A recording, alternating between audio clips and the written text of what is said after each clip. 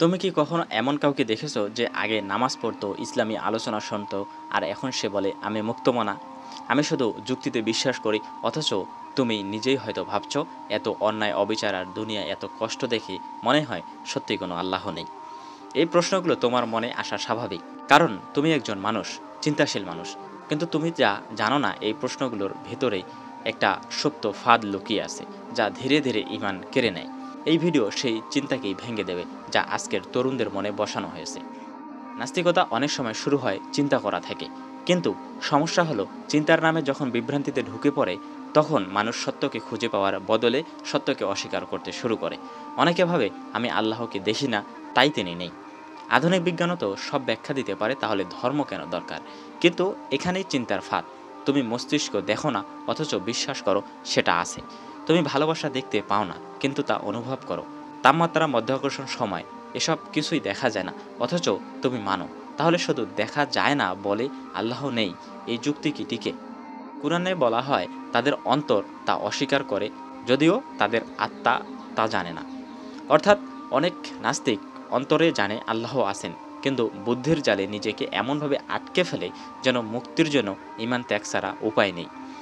তুমি যখন কোনো গুনাহে লিপ্ত হও, যেমন পর্নোগ্রাফি, মাদক প্রেম, ভালোবাসার নামে জিনা, অন্যের হক নষ্ট করা, তখন তোমার ভেতরে এক ধরনের অপরাধের জন্ম নেয়। আর সেই অপরাধ থেকে মুক্তি পেতে অনেকে ঈমানকেই ঝেড়ে ফেলে দেয়, ভাবে আল্লাহর অস্তিত্ব না থাকলেই তো পাপ বলে কিছু থাকবে না। কিন্তু ভাই, এটা সমাধান নয়, এটা নিজেকে ধোঁকা দেওয়া। তুমি যদি সত্যি শান্তি চাও, তাহলে সত্যকে মুছে ফেলে নয়, বরং সত্যকে আঁকড়ে ধরেই শান্তি পেতে পারো। আজকের তরুণরা নাস্তিক হচ্ছে মূলত তিনটি জায়গা থেকে। একটা হচ্ছে মিডিয়ার মাধ্যমে, ওয়েব সিরিজ, সিনেমা, টিকটক, সবখানেই ধর্মকে পিছনে ধরা হয়। ইসলাম মানেই যেন রক্ষণশীলতা, মেয়েদের বন্দিত, জঙ্গিবাদ, এই মিথ্যা বার্তা ছড়ানো। আরেকটি বিষয় হচ্ছে শিক্ষা ব্যবস্থার মাধ্যমে পাঠ্য বইয়ের এই ঈশ্বর বিদ্বেষী দার্শনিকদের প্রশংসা, ধর্মহীন বিজ্ঞানের প্রচার।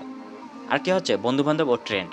নাস্তিক হওয়া মানেই স্মার্ট হওয়া, এই মনোভাবের ছায়ে অনেকে না বুঝে ঈমান হারায়। কিন্তু তুমি কি জানো, এই পুরো পৃথিবীর ব্যবস্থাই তৈরি করা হয়েছে ঈমান নষ্ট করার জন্য? যদি আল্লাহ থাকেন, তাহলে এত কষ্ট কেন? পৃথিবী হচ্ছে পরীক্ষার জায়গা, কষ্ট পরীক্ষার প্রশ্নপত্র। কষ্টের সময়ই তো মানুষ আল্লাহর কাছে ফিরে আসে। প্রশ্ন হলো, আমি তো নামাজ পড়ি, তাহলে কেন আমার দোয়া কবুল হয় না? এটা হচ্ছে আল্লাহ হয়তো তোমার জন্য তার চেয়েও ভালো কিছু রেখেছেন, কিংবা তোমাকে গুনাহ মাফ করার সুযোগ দিচ্ছেন। আরেকটি প্রশ্ন হলো, বিজ্ঞানের যুগে ধর্ম কি মানায়? আমাদের জানতে হবে, বিজ্ঞান হচ্ছে সৃষ্টি নিয়ে গবেষণা, আর ধর্ম হচ্ছে স্রষ্টার দেওয়া নির্দেশনা। এরা বিপরীত নয়, পরিপূরক। ইসলাম শুধু নামাজ রোজা না, ইসলাম মানে আত্মার চিকিৎসা, জীবনের সঠিক উদ্দেশ্য, ন্যায় বিচারের পূর্ণরূপ, আখিরাতের অনন্ত ন্যায়ের নিশ্চয়তা। তুমি যদি আজ অন্যায় বা অবিচার দেখে ন্যায়ের আশ্রয় না পাও, জেনে রাখো এই দুনিয়া চূড়ান্ত বিচারের স্থল নয়। কিন্তু আল্লাহ সেই প্রতিশ্রুতি দেয়, কিয়ামতের দিন প্রতিটি জুলুমের বিচার হবে। তুমি যদি পাপের মধ্যে পড়ে গিয়ে নিজের হৃদয়ের গভীরে একটা আলো দেখতে পাও, জেনে রেখো তুমি এখনও হারাওনি, তুমি ফিরে আসতে পারো। যারা এখনও মুসলিম কিন্তু নাস্তিকদের দেখে হতবুদ্ধ হয়ে পড়ে, তাদের জন্য বলছি, নাস্তিক হওয়ার পেছনে সত্য নয়, বরং বিভ্রান্তি, মিডিয়া প্রভাব এবং আত্মিক অন্ধকার কাজ করে। তারা সমাধান খুঁজে পায়নি বলে ইসলাম ত্যাগ করেছে। আর তুমি যদি সেই ভাই বা বোন হও যে নিজের ঈমান নিয়ে যুদ্ধ করছো, তাহলে একটিবার ভাবো, যদি ইসলাম ভুল হতো, তাহলে এত দুঃসময়েও কেন এই দিনে শান্তি পাওয়া যায়? ফিরে এসো, সত্য হারায়নি, তুমি হারিয়ে গিয়েছিলে। আজ ফিরে এসো আলোর পথে।